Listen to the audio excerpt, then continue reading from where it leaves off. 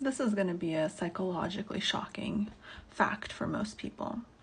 So, when we think about emotions like frustration, helplessness, hopelessness, like that feeling of like, I just want to give up. Like, I've been trying to do this thing that I've been trying to do forever and I don't want to do it anymore. And I feel sad. I feel discouraged. I feel frustrated. Do you know why we have those emotions? So the emotions aren't happening to you for no reason.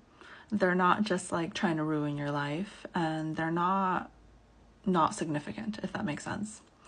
These emotions that make you feel awful, are signals that your mind is trying to send you that whatever endeavor you're engaging in, whatever you're trying to achieve, isn't warranting the expected results that you perceived.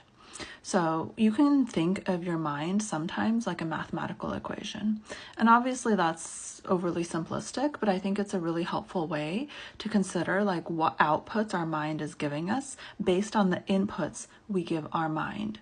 So there's two factors in whether you feel frustrated or discouraged and wanting to give up. It's like that feeling of wanting to give up that's often scary and really frustrating. And we want to control this feeling because when we get into this feeling of wanting to give up, then we don't achieve the things we want to achieve. And we need to really understand why this feeling is happening. So this feeling is happening because A, we're giving our mind inputs that progress is not being made. There's two significant variables here that will influence this perception of progress not being made. The first variable is that you don't see any perceived reward. So you're attempting to do something, and you don't see the perceived reward. So whatever reward you were hoping was there is not there. The second is that it was your expectation.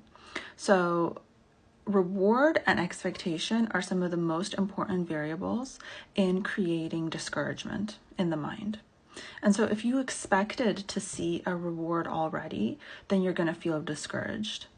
If we put the same exact person into your situation and they did not expect to see a reward yet, then they will feel much less discouraged than you.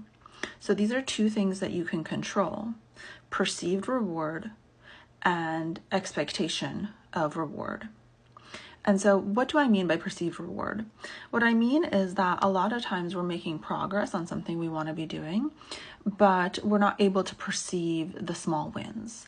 Like, oftentimes we typically look for everything that's going wrong. That's a lot of the way that the brain works for many people. We can have 5 things that went right and we'll hyper focus on the one thing that went wrong.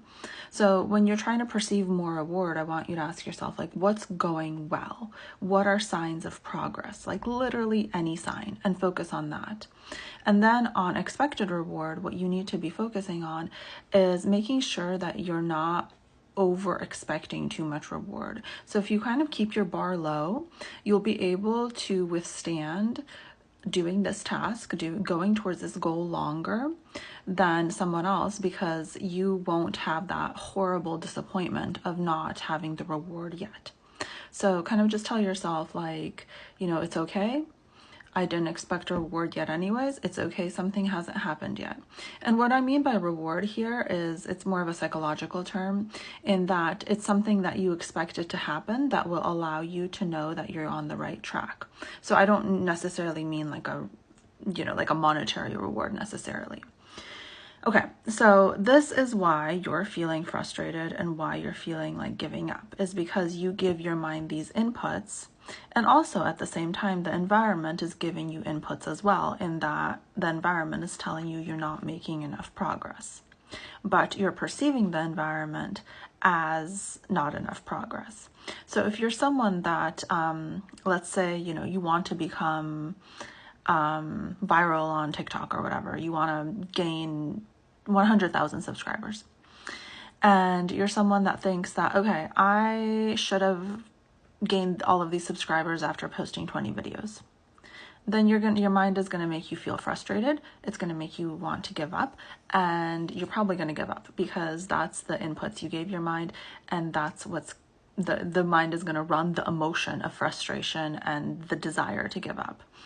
And so you need to be really careful about the inputs you give your mind, because it's going to create certain emotions for you, which are supposed to be helping you.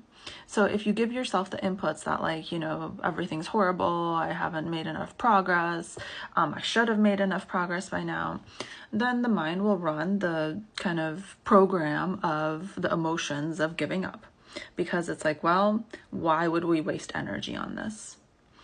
And it's a very complex thing, but also a very simple thing at the same time. So essentially, emotions are getting you to either engage in a behavior or stop a behavior. And in this case, it's trying to get you to stop pursuit of this goal because you're not perceiving progress. And that's actually very smart of the mind to do, because we don't want to endlessly pursue goals that don't warrant any reward. But you need to be so careful of the inputs you give your mind, because if this is a goal that's actually important to you, and on a high level, that this is a goal that requires a lot of effort, consistent effort, which most worthwhile goals do require a lot of consistent effort, then you need to be really careful about what you're feeding into your mind and what you're allowing yourself to believe, because what you're allowing yourself to believe will result in certain emotions, and those emotions will either get you to keep going or they'll get you to stop. And once you're in that emotional state, it's actually really difficult to believe different perspectives. Because once you're in that frustrated, want to give up state, our emotions actually color our thinking. So essentially, once you're in that kind of dark hole of despair that it's not going to work out, it's very difficult for you to kind of dig yourself out, because then your emotions color your thinking, and then all of your thinking will be despair based. So basically it'll be like this vicious cycle where you'll feel despair, and then you'll create despair emotion or despair thoughts, and then it'll feed the despair emotion.